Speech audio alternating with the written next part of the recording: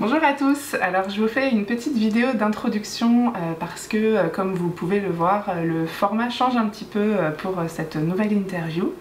Donc aujourd'hui vous allez découvrir Claudie qui est coach et qui organise aussi des cercles de femmes. Et du coup on a eu envie de faire cette interview en extérieur, ce qui nous a permis de pouvoir se mettre aussi en condition par rapport au cercle de femmes. Donc vous allez découvrir ça dans l'interview. Et je tenais aussi à vous présenter de manière informelle Céline qui est derrière la caméra et qui s'est joint à nous pour ce superbe interview. On a pris beaucoup de plaisir à le faire et c'est vraiment, voilà, c'était vraiment un chouette moment entre filles. Donc je vous laisse découvrir ce nouvel interview. J'espère que ce format vous plaira. N'hésitez pas à mettre des commentaires sous la vidéo. Et puis comme d'habitude, vous retrouverez toutes les informations concernant Claudie dans la description de cette vidéo qui va du coup sortir très vite, je l'espère. Bonjour Claudie. Bonjour Jessica. Comment tu vas? Très bien. Très bien. Je suis ravie de t'accueillir aujourd'hui pour cette interview. Alors on s'est installé ici et avant même qu'on commence à parler de toi, j'aimerais juste que tu nous dises un petit peu qu'est-ce qu'on a fait là, pourquoi ce cercle et voilà, qu'est-ce que tu as préparé? Alors j'ai préparé ce que je prépare avant tous les cercles de femmes, c'est-à-dire que je pose des objets, il y a des pierres, il y a des éléments végétaux qui changent à chaque fois au gré des saisons. Et puis je place de la lumière, donc il y a un emplacement pour les bougies, une bougie centrale. Là aujourd'hui il y a des plumes. Oui, on a été accueillis par les plumes sur le terrain. Il y a des plumes sur le site, donc voilà, magnifique. Et puis après, en dernier, je dépose l'oracle. Pareil, l'oracle change aussi en fonction de mon intuition. Je pose en dernier les cartes et ensuite je fais tout un travail de pose énergétique. Donc là, vous m'avez vu brûler le Palo Santo autour du cercle. Je fais un peu de Reiki aussi avant de commencer. En général, je place les tapis et une fois que tous les tapis sont placés, je pose des intentions grâce à l'énergétique de protection, d'amour, de bienveillance pour que chaque femme qui se place et qui s'installe autour du cercle déjà soit dans la bonne énergie. Donc Claudie, est-ce que tu peux te présenter? Donc déjà simplement nous dire qui tu es, d'où tu viens, où tu exerces. Et puis ensuite on enchaînera aussi sur peut-être ton parcours jusqu'à aujourd'hui, puisque je suppose que tu n'as pas toujours animé des cercles de femmes. Donc voilà, si tu peux nous retracer un petit peu ton parcours. Donc je m'appelle Claudie Lambert, je suis coach de vie et j'anime des cercles de femmes maintenant depuis un peu plus d'1 an. Alors effectivement, j'ai pas toujours fait ça, mais j'ai toujours eu cette curiosité de fond pour l'être humain. J'ai fait des études de psycho, j'ai eu une carrière en RH. Tu as fait des études de psycho? Oui, j'ai fait des études de psycho. Donc déjà d'entrée de jeu, dès mon plus jeune âge, l'être humain c'est quelque chose qui me passionnait et que j'avais envie de décrypter. D'accord. Et ensuite, grâce à la RH, j'ai mis un pied dans le développement personnel. D'accord. Voilà. Donc j'ai fait des formations, je me suis spécialisée dans le management. Par le biais du management, forcément il y a des profils. Je me suis après plus spécialisée dans le bien-être au travail. Donc j'y suis allée vraiment à petits pas. Mais tout ça, ça fait partie d'un cheminement aussi dans une carrière un peu classique. Et puis il y a en parallèle un parcours de vie qui fait que je divorce il y a 7 ans, que je rencontre un homme qui sera ma nuit noire de l'âme.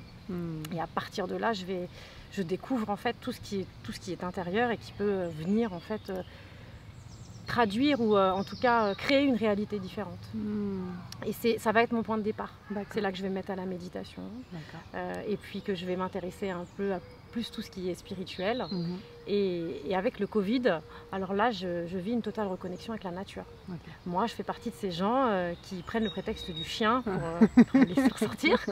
Et j'ai la chance de vivre à Dammartin-sur-Tigeot, qui est un tout petit village vraiment magnifique entre champs et forêts. Et puis grâce à ces balades avec mon chien, je redécouvre ce que c'est que d'observer la nature, de lever la tête, de regarder les feuilles. C'est le printemps, on a un temps magnifique et puis il y a toutes les fleurs qui sortent.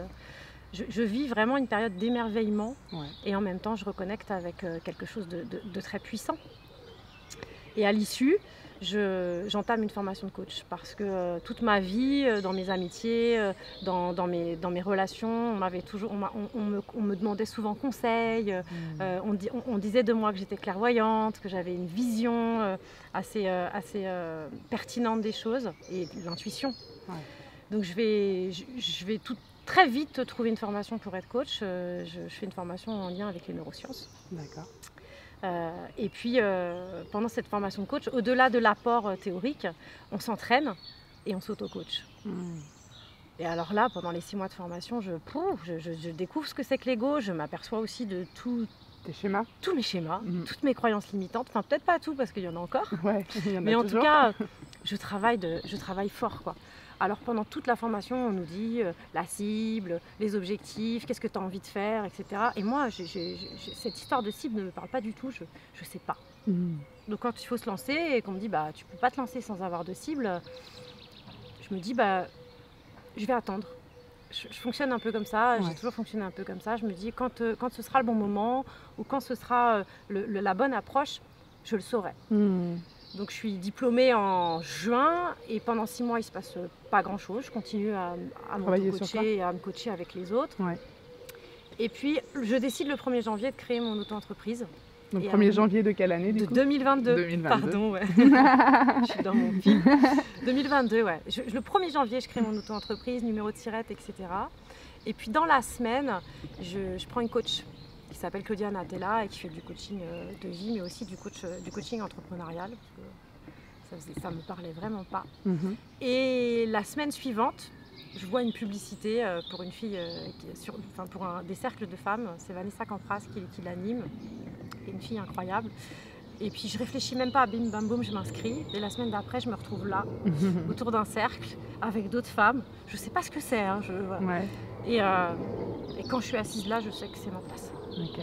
Et quand je la vois faire, je me dis, je veux faire ça. C'est ça que je veux être. C'est ça que je veux faire. Mais je sais pas faire. Elle a un livre, voilà, le livre des 12 prêtresses. Et puis elle déroule son truc, etc. Je vais la voir à la fin et je lui dis, je veux faire ça. Donc du coup, qu'est-ce que tu dirais, quel est ton rôle toi au sein de ces cercles de femmes? Comment tu te décrirais? À quoi tu sers finalement? Est-ce que tu proposes le contenu et qu'elles adhèrent au contenu ou pas? Est-ce que tu lances le sujet et ensuite tu te laisses vivre dans l'énergie du groupe? C'est leur cercle et c'est aussi ce qui fait que chaque cercle est différent.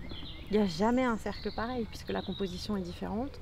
Et on peut faire ces cercles pendant 3-4 ans autour des 12 prêtresses et il n'y en aura jamais un qui sera pareil. Donc non, moi je suis vraiment plus dans une démarche où c'est elle parce que l'idée aussi du coaching, c'est que ce soit nous qui soyons moteurs et proactifs. Et dans les cercles, c'est la même chose. Elles ne sont pas là pour entendre, elles ne sont pas là pour moi en réalité, elles viennent pour elles. Mais d'accord, voilà. Elles viennent pour elles. Il y a des clés qui sont partagées. J'utilise beaucoup de métaphores en coaching et dans les cercles et je commence souvent par dire à celles qui ne sont jamais venues que dans les cercles, on vient tous avec une clé pour quelqu'un. Et c'est pas moi qui détiens toutes les clés. Et c'est ça qui est magique dans la sororité, c'est que je ne connais pas une femme qui est venue à un de mes cercles qui ne m'ait pas dit « Elle, je suis repartie avec ça et ça m'a aidée ». Et rien que pour ça, c'est magnifique. Ouais. J'ai pour le coup participé à quelques cercles de femmes et je trouve que l'énergie qui se dégage quand on est à plusieurs, c'est quelque chose d'absolument incroyable. Je n'ai jamais expérimenté ce niveau de perception et de force ailleurs que dans ces réunions, et finalement qu'elles soient volontaires ou pas. C'est-à-dire qu'en fait, tu te retrouves avec 3 copines en train de boire un thé et tout d'un coup, tu as cette énergie qui se met en route. Et du coup, je me poserais la question, est-ce que le livre en parle? Est-ce qu'il y a des choses qui peuvent expliquer ça? Alors, le livre en parle, mais... moi, je préfère parler de ma propre expérience plutôt que de restituer celle de quelqu'un d'autre. Mais ce qui se passe dans les cercles, alors on a notre propre énergétique, on pose une empreinte énergétique où qu'on soit. Et ce qui se passe dans les cercles, et c'est pour ça que c'est important de poser l'énergie au départ, c'est qu'à partir de... Pourquoi est-ce qu'on se met en cercle? Déjà. Parce que l'énergie circule, il n'y a pas d'angle. Et en réalité, chacune va venir poser son énergie. Et ce qui se passe dans les cercles, c'est comme il y a des prises de conscience. Comme on est dans un état qui est quand même celui de l'ancrage, du centrage, on fait en sorte de l'être, et ben, énergétiquement, il y a de la circulation. Et qui dit circulation, dit augmentation. Donc les prises de conscience sont forcément plus fluides, on va dire plus importantes. Et puis, moi je crois en la télépathie. Donc il y a forcément de l'échange d'informations qui ne se fait pas que par la voix, mais qui se fait aussi par l'énergétique. Le fait de faire une méditation, en plus c'est très particulier puisqu'on médite, on a toute une bougie devant nous, pendant le cercle, on amène la bougie devant le cercle et on médite la tête, elles ont toute la tête vers le cercle. Moi, quand je guide je guide la méditation, je sens l'énergie puisque je les emmène quelque part, où qu'elles soient d'ailleurs, parce qu'elles ne vont pas toutes partir en méditation. Certaines n'ont jamais médité de leur vie. Mais on sent l'énergie, et ce qui est fou, c'est que quand on témoigne après la méditation, certaines voient ce que d'autres ont vu. C'est juste incroyable. Alors après, quelle que soit notre croyance, il y a comme une connexion qui se fait. Oui. Particulièrement. Et on fait des vœux. Avec la pleine lune, on utilise le rituel du vœu. Et moi, j'aime à penser que quand on fait un vœu, c'est beaucoup plus puissant quand on le fait à plusieurs. Et que l'énergie des autres vient aussi aider à la matérialisation et à la naissance de l'intention. Alors justement, pourquoi faire des cercles de femmes au moment des lunes? Alors, la lune, c'est l'énergie yin, c'est l'énergie de la femme par excellence. Et on est étroitement liés à la lune. Il m'arrive d'animer des conférences par rapport à ça pour expliquer aux femmes, parce qu'aujourd'hui dans notre société on a coupé ça. On ne sait plus et on ne sait pas qu'en réalité nous les femmes on est en étroite connexion avec les énergies lunaires. Un cycle lunaire en moyenne c'est 28 jours, un cycle menstruel en moyenne c'est 28 jours. Drôle de coïncidence. Il y aurait-il quelque chose de lié, Et surtout, on est phasé comme la lune. On a des périodes où on est prêtresse, voilà, on appelle ça l'enchanteresse pour celles qui connaissent, où on a beaucoup d'énergie, où on peut être un peu agressive parfois, mais agressive active. Des moments où on va plus être la mère, voilà, dans l'échange, dans l'amour, et puis des moments où on va être la jeune fille, dans la joie. Donc tout ça, ça correspond à des cycles. Et la pleine lune, c'est vraiment le moment où la lumière est faite sur toutes nos parts d'ombre. Donc tout ça, oui, ça fait partie en tout cas d'un processus auquel je crois, que je pratique dans mon quotidien et dans ma vie de femme. Et puis surtout, la lune, c'est les émotions. Quoi de mieux que de déposer la parole pour pouvoir aller accepter, embrasser ses émotions. On sait très bien que quand on ne parle pas, quand on garde les émotions, ça peut être compliqué. Donc le simple fait d'aller mettre des mots sur les émotions permet et de les évacuer, mais surtout de les accepter, de les embrasser, et puis de comprendre que c'est une force.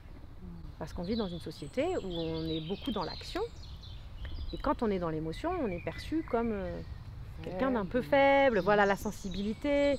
Et aujourd'hui, moi j'en fais vraiment un cheval de bataille, c'est que le propre de notre énergie féminine, c'est la création. Et la création, ça passe par ça, par l'acceptation de notre vulnérabilité, nos émotions, etc. Dans un équilibre avec notre énergie yang, le passage à l'action, mais ça fait partie de ça. Et les femmes qui viennent au cercle, surtout pour la première fois, elles touchent du doigt quelque chose qui n'est pas autorisé ailleurs, peut-être dans leur cercle familial ou professionnel. Et là, elles ont le droit. Elles ont le droit, il y a de la reconnaissance à être ce que l'on est, à se dire qu'en fait, je suis normale. Et puis voilà, on est toutes pareilles, quelle que soit notre énergie, notre caractère, on est toutes pareilles. Et ça, il y a deux maîtres mots, trois, en démarrage de cercle que je rappelle toujours, c'est bienveillance et non-jugement. Et ça, c'est la clé. Parce que si on est dans cet état d'esprit-là et qu'on respecte cette règle-là, on peut être qui on est. Et on peut s'autoriser à pleurer, à rire, parce que toutes ces émotions-là, on les vit tout ensemble. J'imagine que si chaque cercle va se dérouler d'une manière particulière en fonction du groupe que tu vas avoir à gérer, il y a quand même peut-être des étapes en fait, dans lesquelles tu les amènes. Est-ce que tu veux bien peut-être nous décrire rapidement ça?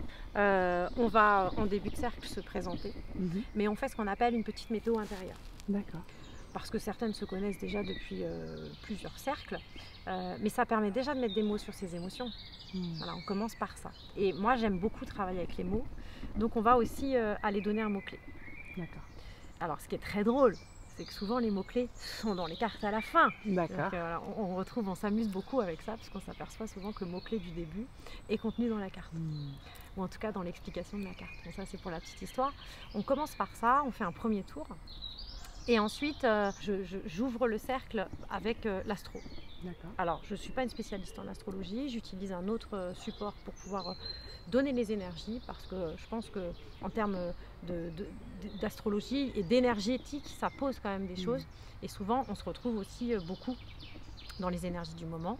En tout cas, le simple fait de donner l'énergétique permet ensuite au niveau du deuxième tour de cercle de pouvoir aller déposer pour dire si on s'y reconnaît, on ne se reconnaît pas, qu'est-ce qu'on vit. C'est un outil vraiment, vraiment puissant, l'astrologie. Oui, donc, ça permet de poser l'espace, l'amener et l'amener en conscience. Ça permet du coup aussi peut-être d'ouvrir des portes, d'allumer des lumières. C'est une très bonne remarque. Ouais. Et puis nos lunes sont toujours placées dans un signe différent. Nouvelle lune, pleine lune, etc. On est toujours dans un signe différent puisque la lune bouge. Oui. Donc quoi qu'il arrive, voilà, il y a un petit topo astro qui est fait. Alors j'utilise les 12 prêtresses pour les pleines lunes. D'accord. Voilà, avec un archétype différent. Donc je leur présente l'archétype. Et pour chaque archétype, il y a une image. Alors ce que je fais moi, c'est que je leur fais une copie couleur. D'accord. Et je leur donne l'image à chacune. Là, je vais vous montrer. Ouais. Pour vous donner un exemple, voilà. Là, on a la mystique et la prêtresse. D'accord. Donc, on va déjà aller travailler sur le visuel, c'est-à-dire que travailler sur le ressenti, qu'est-ce qu'elles voient et est-ce qu'elles se reconnaissent déjà dans l'image, dans ce qu'elles ont dans les mains, dans la posture, etc. Je leur présente donc l'archétype. Alors, je leur demande de venir avec un cahier puisqu'on fait ce qu'on appelle des rituels d'écriture. Et puis à ce moment-là, certaines vont, pas toutes, parce que ça dépend de la sensibilité, mais vont relever ce qu'elles ont trouvé en commun avec l'archétype et puis ce qu'elles n'ont pas en commun. Et de là suit 2-3 questions d'introspection en lien avec l'archétype. Et là, il y a le rituel d'écriture qui commence. C'est-à-dire que je leur laisse 5-10 minutes pour écrire ce qu'elles ont envie. Certaines écrivent, d'autres n'écrivent pas. Ça dépend vraiment. Il n'y a pas d'obligation. Comme je le disais tout à l'heure, moi, chacune fait comme elle veut. Et après, on refait un tour et chacune témoigne par rapport à ce que l'archétype lui l'a inspiré. Ouais. Et c'est souvent dans ces moments-là aussi où on voit les grosses prises de conscience. Et puis c'est aussi là qu'on s'aperçoit, il y a beaucoup de croisées de témoignages aussi. On peut observer ça souvent, que du coup il y a des connexions particulières, des résonances, des gens où on a l'impression qu'on se connaît, qu'on a déjà été en contact les unes avec les autres d'une manière ou d'une autre. C'est assez incroyable de J'ai un exemple d'un cercle où il y a une date qui est sortie. Une des filles dit « je passe en jugement pour mon ex ». 12 avril. Et là, la nana d'après, je ne vais pas expliquer, mais on a un bâton de parole. Il est là. Voilà, parce qu'elle n'est autorisée à parler que celle, donc on fait tourner le bâton de parole. D'accord. Et là, la nana d'à côté prend le bâton, elle dit non, mais attends, moi le 12 avril, c'est l'anniversaire de ma fille. Et puis ça tourne, puis il y en a une qui dit non, mais attends, moi le 12 avril, je m'en vais au Népal, c'est mon voyage initiatique, je m'en vais toute seule, etc. Et donc on avait 4-5 filles comme ça, j'ai plus en tête, mais le 12 avril j'ai des frissons, je vais le dire, mais avait une symbolique forte, quoi. Et ce qui est fort, c'est que ça devait être en mars. Et que le 12 avril, on s'est tout envoyé des messages, quoi. Ou celles qui n'avaient pas les numéros m'ont dit envoie un message, etc. Ça, c'est la magie du cercle.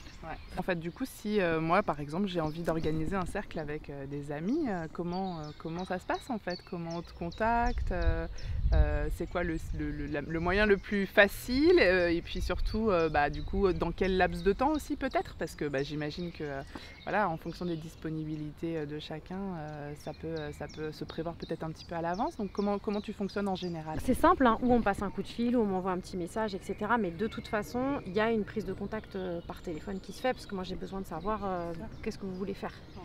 En un mois de temps, ça peut être jouable, ça peut même être plus court, ça va dépendre de vos dispos et des miennes, mais ça peut se faire assez rapidement. Ensuite, moi, quoi qu'il arrive, donc c'est un pack à partir de 3 personnes, et puis après on ajoute le nombre de personnes, etc.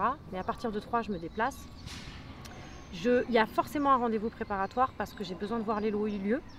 Déjà, voir comment sont les lieux, comment énergétiquement c'est possible. Bon, j'ai jamais eu trop de soucis, mais... Et puis, j'ai un temps d'échange avec la personne qui me demande le cercle. Pourquoi elle veut le faire, qu'est-ce qu'elle a envie, qu'est-ce qu'elle vit. Et puis, dans ce temps d'échange, je vais lui faire des suggestions. Le dernier que j'ai fait était en lien avec Gaïa. Donc, c'était le printemps. C'est une personne qui découvrait les cercles et qui, en même temps, voulait faire découvrir à ses amis. Donc, on a pris la thématique de Gaïa. Il y avait beaucoup de filles avec de la fibre artistique. Donc, je leur avais demandé de ramener chacune quelque chose qu'elles avaient fabriqué avec leurs mains. Parce que Gaïa, c'est la création, c'est la déesse de la terre, c'est la déesse de la création. Donc voilà, en fonction je vais faire connaissance avec la personne si je ne la connais pas, et en fonction de sa sensibilité, de son chemin, de ce dont elle a envie, moi je vais lui faire des propositions, sauf si elle a déjà quelque chose de bien précis dans sa tête. Mais cet entretien, il est très important. Ça permet de caler et puis ensuite à partir de là de faire des propositions et après ça peut aller assez vite. Et du coup tu as aussi peut-être un site internet, est-ce que tu es sur les réseaux? Donc voilà, comment on te trouve? Alors Facebook, Instagram, ça j'ai. Après alors je poste à chaque cercle, de toute façon je fais des petits posts voilà, pour que tout le monde voit ce que je fais et à quoi ressemble le dernier cercle du moment. Sur mon site internet, il y a aussi des illustrations avec mes événements parce que je participe à des salons parfois. Et il m'arrive, par exemple, là, on a un cercle spécifique que je fais avec une de mes amies et clientes qui s'appelle Laure et qui fait des guidances. Et donc là, on va faire guidance individuelle et ensuite on enchaîne sur le cercle. Donc voilà, quand il y a des événements un peu spécifiques comme ça, je le mets aussi sur mon site internet.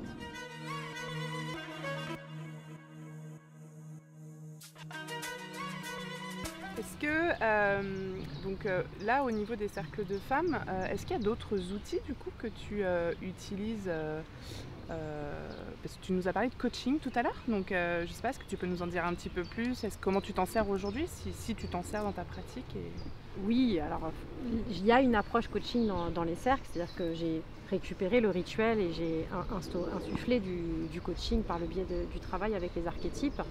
Mais c'est vrai aussi que c'est ce que j'expliquais au début de l'interview, c'est que quand je me suis formée au coaching, je n'avais pas de cible et j'en voulais pas. Et puis finalement, cette année de cercle, ça m'a permis de trouver très naturellement et très simplement où était ma cible. C'est-à-dire qu'en même temps que j'animais les cercles, je m'éveillais à mon propre féminin sacré et j'éveillais les autres et je vois, j'ai vu les réveils de certaines. Et ça m'a permis aussi, pendant toute cette année de cheminement et de pratique, de pouvoir peaufiner et de mettre en place ma méthode de coaching. Donc, je fais aussi du coaching en individuel. Alors soit on se voit une fois par semaine et je donne les outils pour pouvoir travailler sur ce que j'appelle la reconnexion à son énergie féminine. Ce sont des outils que moi j'utilise et que j'ai utilisés et que j'utilise toujours et qui fonctionnent magnifiquement bien puisque l'énergie féminine c'est l'énergie de la création.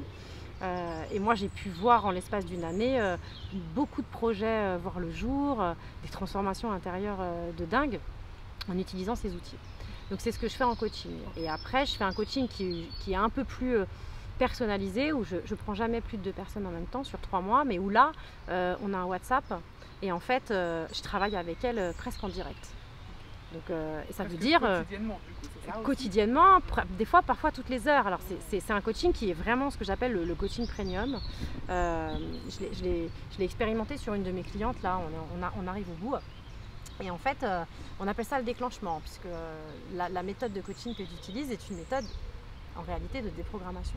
D'accord. C'est-à-dire qu'on va aller, c'est un mélange de plein de choses, c'est un mélange du pouvoir de l'instant présent avec comment est-ce qu'on observe nos pensées, comment est-ce qu'on reconnecte à son corps, etc.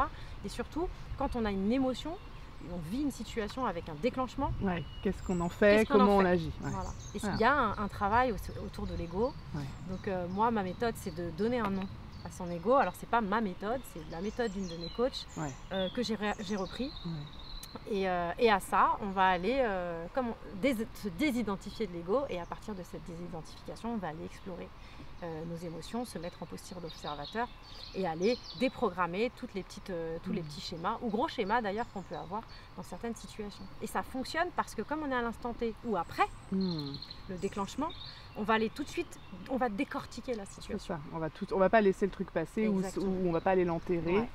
Et on va vraiment apporter avec le verbal et l'accompagnement émotionnel, du coup, j'imagine. Exactement. Ben oui, voilà, parce que ça va forcément avec. Voilà, on va aller dans l'accueil de l'émotion, etc.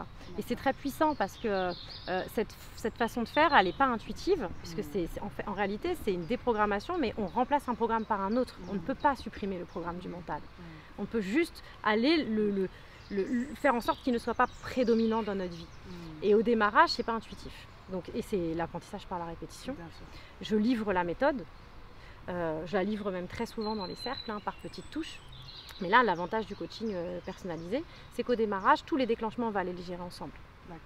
Et au fur et à mesure, on va aller mettre en place des réflexes. Et finalement, petit à petit, les filles finissent par pas se débrouiller toutes seules, mais quand elles sont déclenchées, elles m'appellent après le déclenchement en me disant « Ah, j'ai été déclenchée, alors j'ai fait ci, j'ai fait ça, ça va vachement mieux. » C'est une prise d'autonomie aussi quand même, parce que évidemment, alors je pense que c'est bien d'en parler aussi ça, parce que souvent dans la notion de coaching, On peut aussi entendre du coup ce truc qui va nous rendre peut-être dépendants de quelqu'un qui va s'immiscer dans notre quotidien, chose qu'on n'a peut-être pas forcément toujours envie selon ce qu'on vit. Et en même temps, on peut en avoir besoin sur certaines périodes de vie, parce qu'effectivement, des fois on vit des choses et on se dit là j'ai besoin d'être accompagné particulièrement. Alors ouais, le terme coach, c'est un terme générique qui comprend tout et n'importe quoi. Et après, en France, on a plutôt tendance à penser que le coach, c'est quelqu'un qui va, entre guillemets, faire à notre place. Et alors que pas du tout, le coach, c'est un accompagnant, c'est quelqu'un qui est à côté. Mais par exemple, moi, en coaching, je ne prends pas tout le monde. Toutes les personnes qui ne sont pas dans une démarche proactive et qui n'ont pas compris que c'est elles qui vont devoir actionner et que moi je suis simplement celle qui va te donner l'outil, qui va t'expliquer comment on fait et éventuellement t'encourager, voilà, te donner la méthode, voilà, et redébriefer avec toi pour voir comment est-ce qu'on peut l'utiliser au mieux, etc. Être là aussi parce que quand on utilise l'outil, il y a des moments de grâce, il y a des moments de voilà, où on se dit waouh, mais ça fonctionne comme ça, etc. Mais c'est aussi, le coach, c'est aussi celui qui partage ces moments-là, hein, c'est ça qui est kiffant. Voilà. Mais en aucun cas, c'est celui qui va te dire « alors tu fais ça, tu vas là, etc. » Et souvent en France, on a le sentiment que le coach c'est un peu ça, mais on m'a souvent répondu « mais moi j'ai besoin de personne pour driver ma vie. » Encore heureux, et tant mieux pour toi. Sauf que y a eu des moments de ma vie où si j'avais eu quelqu'un à côté de moi qui avait eu ces connaissances-là et qui m'avait expliqué comment on faisait, waouh, tellement. Alors après, tout est juste. Je les ai expérimentés toute seule pour la plupart. Parce que je m'inspire de beaucoup aussi de pratiques de coaching, hein, type Charlotte Hoffman par rapport à l'ego si certains connaissent. Donc je pioche aussi dans beaucoup de coachs ou de gens qui sont dans le bien-être aujourd'hui. Je mets ça dans un shaker et après je le vis. Et en le vivant, je peux aussi donner ma méthode. Et aujourd'hui, ça fonctionne vraiment super bien. Mais ce que j'ai remarqué, c'est que ça fonctionne si au démarrage, on tient vraiment et qu'on est à côté de l'autre. C'est comme ce que tu disais finalement tout à l'heure, c'est que le coaching, ça a aussi cette impulsion de dire, alors premièrement, je prends ma responsabilité dans la démarche. Et puis je persévère, ce qui est finalement une des choses qui peut aussi être problématique en fonction des gens et du vécu, parce que la persévérance, ça peut être quelque chose qui a été usé et utilisé pendant longtemps et fatigué peut-être chez certaines personnes. Donc, à partir du moment où tu as compris comment ça fonctionnait au niveau du féminin sacré, c'est-à-dire que cette méthode que j'utilise, elle est d'abord et avant tout pour pouvoir aller reconnecter avec quelque chose de beaucoup plus intérieur. Quand tu as compris comment ça fonctionnait, tu n'as même plus besoin de persévérer. Après, le chemin, il est lancé. D'accord, c'est intéressant ce que tu dis. Tu peux développer un peu des témoignages que j'en ai, c'est qu'une fois que tu mets le doigt là-dedans, tu n'en sors plus jamais. Parce que ça t'ouvre tellement de portes et de perspectives. Je ne dis pas que c'est facile. Ça reste un chemin l'évolution personnelle, l'élévation, c'est un chemin qui dure toute une vie et plus même. Mais quand tu as commencé et que tu as touché du doigt ça, les effets, parce que tu goûtes, parce que pourquoi on le fait ? On le fait parce qu'on est tous dans cette recherche d'harmonie, de paix, d'élévation, d'amour, parce que c'est quand même ça ce qui est central. Hein. Ouais, c'est clair. Une fois que tu as goûté à ça, tu ne peux pas t'arrêter. Même moi, je ne m'arrête pas. C'est-à-dire que je suis toujours dans ce processus d'évolution et je n'ai pas du tout envie de m'arrêter. Alors il y a des moments où franchement, j'ai juste envie de dire... j'arrête, mais c'est impossible. J'en parlais tout à l'heure avec Céline et je lui disais, finalement c'est un perpétuel travail sur soi. Du moment où on a commencé à tourner la clé de vouloir comprendre et de vouloir expérimenter, ça s'arrête pas. Et alors c'est vrai qu'elle faisait une réflexion que j'ai bien aimée. Elle dit, tu sais, parce que je lui disais, ouais, je suis un peu dans le bateau là, ça secoue et des fois je me dis, j'aimerais bien que ça se calme un peu. Elle me dit, mais tu sais, tu peux faire le choix des fois d'être en dehors du bateau, peut-être sur une île à côté. Et moi je lui dis oui, peut-être en lévitation aussi. Elle me dit oui, c'est toi qui choisis l'espace en fait. Et je trouvais ça assez juste de dire, bah oui, il y a des moments de vie qui sont intenses, on le vit tous. Parfois on est vraiment dedans, on est très identifié à ce qu'on vit et on a un peu du mal à prendre de la hauteur par rapport à tout ça. Et puis il y a tous ces moments aussi où on est en capacité, parce que ça se travaille et que je pense que ça s'ouvre aussi avec le temps, de se regarder de haut et de dire ah ok, c'est ça qui est en train de se passer, donc on va y aller tranquillement, on accueille ce qui se passe et on laisse aussi la vie faire les choses, parce que comme tu le disais tout à l'heure, tout est juste. Moi je suis très, très en accord avec ça. Quoi qu'on vive, on le vit au juste moment, et même si c'est difficile, hein, parce qu'il y a aussi plein de moments comme ça. Alors il y a plein de gens pour qui c'est sans doute difficile à entendre ça, hein. Quand on est mal, on n'a pas envie de se dire que c'est juste de le vivre, mais Mais en fait, si, parce que c'est un apprentissage, ça fait partie du processus. Ouais. Pour moi, la vie, c'est la mer. C'est-à-dire qu'il y a des moments où on est en kiff, on est au bord de la mer, on sirote son mojito, la plage est magnifique, il se passe rien, on kiffe. Puis il y a des moments où il y a de la tempête, où il pleut, où c'est pas forcément agréable, où ça secoue. Et puis, je dis toujours, il n'y a que deux options en réalité. C'est-à-dire que quand la vague, elle arrive, soit on reste devant et on lutte, en sachant pertinemment qu'on ne va pas gagner. Non. Voilà, donc soit dans le meilleur des cas, elle va nous déporter, on va être égratigné, mais bon ça va, on est toujours là. Puis parfois elle va nous mettre des gifles telles qu'elle va nous emmener là où on n'a pas envie d'aller et de toute façon on va y aller. Puis après il y a une autre approche et c'est la mienne. Et c'est en ça aussi où j'ai envie d'accompagner les gens, c'est que suffit juste que tu fasses un demi-tour et que tu profites de l'énergie de cette vague et que tu fasses confiance parce qu'elle va t'amener quelque part. Mais si tu surfes dessus, en lâchant prise et en te disant que de toute façon, quoi qu'il arrive, elle est là. Hein, voilà. On ne lutte pas contre la nature. Et souvent c'est merveilleux parce que les filles dans les cercles souvent reviennent en me disant oh là là, j'étais dans ce moment-là et je me suis dit bon ok d'accord, je me retourne. Et puis parfois ça fait pas, c'est pas douloureux, on se met comme ça en planche là et puis et ça glisse tout seul voilà. En fait.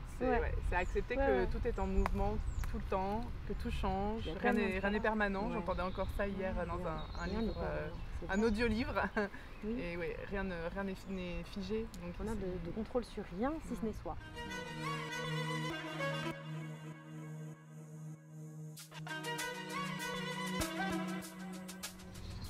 Du coup, comme on parle de féminité, j'avais envie aussi qu'on puisse parler de l'énergie masculine parce que moi je sais que c'est un sujet pour moi là en ce moment et je me dis rien n'arrive par hasard. Est-ce que c'est aussi quelque chose sur lequel tu t'es posé des questions, tu te poses des questions et quelle est ta vision en fait là de ce sujet finalement qui porte beaucoup d'informations? Alors c'est une très bonne question parce que je pense que quand on travaille avec les femmes et justement qu'on travaille aussi à cette reconnexion à l'énergie féminine, c'est incontournable d'aller explorer la partie masculine, la partie yang, parce que l'enjeu c'est d'être dans l'équilibre des deux. En effet, aujourd'hui, moi ce que j'encourage à faire les femmes, c'est à reconnecter avec leur énergie yin parce que la société ne nous permet pas vraiment, ou en tout cas il n'y a pas beaucoup d'espace pour ça, mais en bout de chaîne, l'idée c'est quand même d'arriver à cet équilibre entre notre énergie yin et notre énergie yang. Et souvent je rappelle aux femmes dans les cercles qu'il n'y a aucun discours féministe de ma part, de par ce que je fais, parce que l'idée c'est que je suis intimement persuadée que c'est en reconnectant à nos énergies féminines, en guérissant notre féminin blessé, qu'on va aider le masculin blessé à se guérir. Et donc il y a une connexion forte entre ce qu'on fait aujourd'hui en tant que femme, en rétablissant et en récupérant notre pouvoir créateur. Il y a un vrai enjeu après de rééquilibrage avec les hommes.